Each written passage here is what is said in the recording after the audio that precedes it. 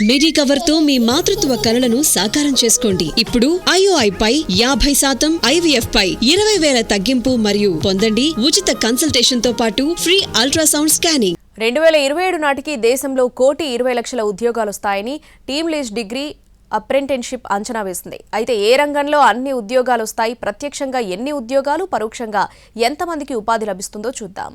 దేశం ఎలక్ట్రానిక్ రంగంలో క్రమంగా వృద్ధి చెందుతోంది.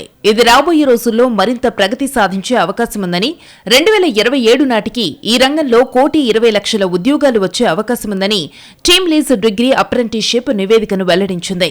ఇందులో భాగంగా 30 లక్షల ప్రత్యక్ష ఉద్యోగాలతో పాటు 90 లక్షల పరోక్ష ఉద్యోగాలు వస్తాయని అంచనా వేసింది. ప్రత్యక్ష ఉపాధి అవకాశాలలో దాదాపు 10 లక్షల ఇంజనీర్లు, 20 లక్షల ITI సర్టిఫైడ్ ప్రొఫెషనల్స్ తో పాటు AI, ML, డేటా సైన్స్ వంటి రంగాలలో 2 లక్షల మంది నిపుణులకు ఉపాధి లభించే అవకాశముందని నివేదిక పేర్కొంది. అయితే నాన్ టెక్నికల్ విభాగంలో 90 లక్షల ఉద్యోగాలు కల్పించే అవకాశముందని వెల్లడించింది. మొత్తంగా భారతదేశ ప్రగతికి దీన్ని గేమ్ చేంజర్ గా అభివర్ణించింది. ఎలక్ట్రానిక్స్ పరిశ్రమ 2030 నాటికి $500 బిలియన్ ఉత్పత్తిని సాధించాలనే ప్రతిష్టాత్మక లక్ష్యాన్ని కలిగి ఉంది.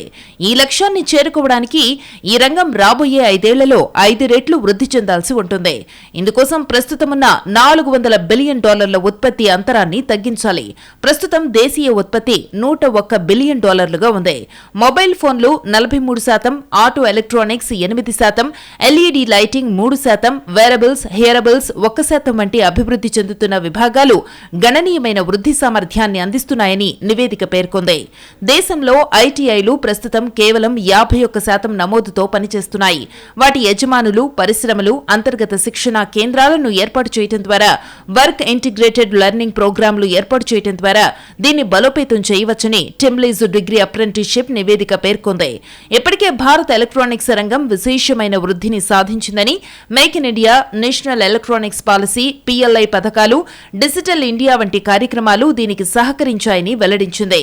రానున్న రోజుల్లో ఇది మరింత బలోపేతమవుతుందని తెలిపింది.